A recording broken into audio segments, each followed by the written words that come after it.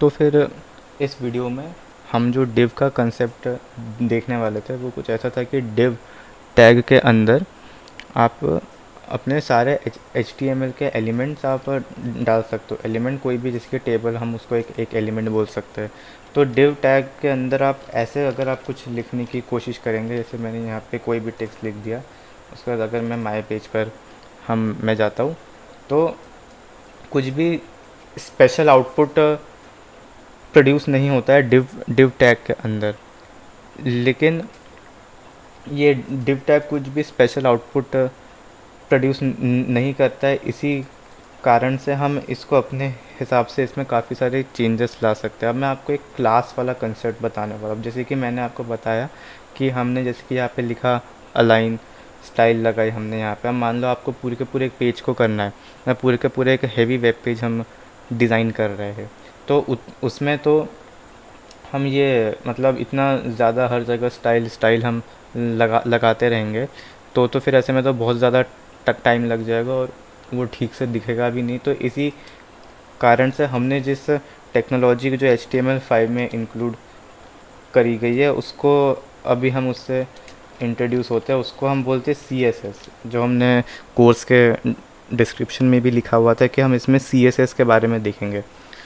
तो CSS का मतलब होता है कैस्केड स्टाइलिंग शीट। इसका नाम में ही स्टाइलिंग शीट है। जैसे कि स्टाइलिंग शीट से हमें पता चलता है कि इसमें हमारी सारी सारी स्टाइल वगैरह होगी। तो एक्चुअल में तो हम इसे किसी दूसरी फ़ाइल में लोड करते हैं, मतलब ये चीज़ एक सेपरेट फ़ाइल में रहती है। लेकिन हम इसे अभी यहाँ पर एक स्टाइल टैग में ही लगा देते हैं। उसके लिए आपको लिखना होगा स्टाइल। यहाँ पे आपने लिख दिया स्टाइल। अब ये आपका इस स्टाइल टैग हो गया। आप इसे हेड, आप इसे कहीं भी बना सकते हैं, लेकिन एक गुड प्रैक्टिस होती है कि आप इसे हेड में ही बनाएं। तो हेड में स्टाइल टैग लगाने के बाद अब आपको करना ये है कि मैं आपको इसे डिव के अंदर दिखाता हूँ। अगर मैं इस डिव के अंदर एक क्लास लगा दूँ, class is equal to first underscore class, तो ये मेरी पहली क्लास होगी first class. Class is equal to first class. और अब आपको, अब आप चाहते हो कि हमारा जो डिव है कुछ भी उसका जैसे बैकग्राउंड कलर कुछ और होना चाहिए, तो मैं यहाँ पे लिख दूंगा डॉट लगा के FIRST फर्स्ट क्लास, जो आपने यहाँ पे लिखा है वही। और आपको यहाँ पे दो करली ब्रेसेस लगाने हैं। करली ब्रेसेस लगाने के बाद आपको अपनी प्रॉपर्टी का नाम लिखना है और उसकी वैल्यू लिखनी है।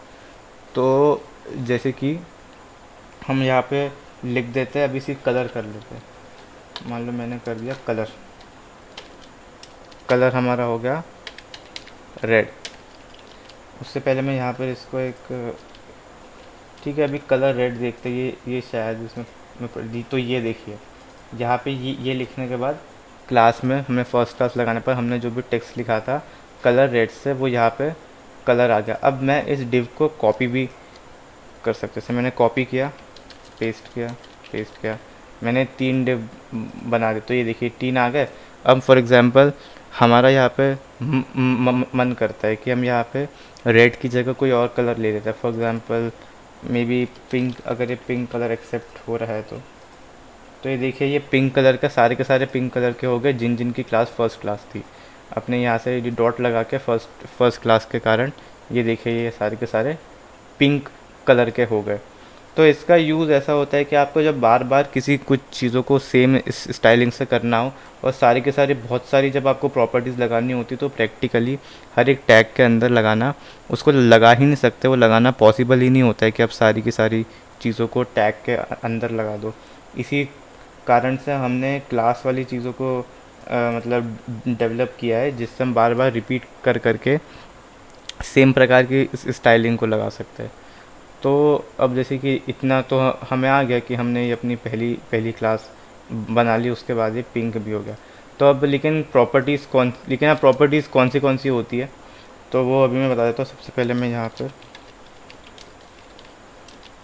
H1 और H1 लगा देता हूँ, लिख देते ताकि हमें याद रहे। इनसाइड डिव मैंने इसको कर दिया। ये देखिए अभी भी वो पिंक ही है। क्योंकि फर्स्ट क्लास वो है। अब मैं इसको हटा देता हूँ।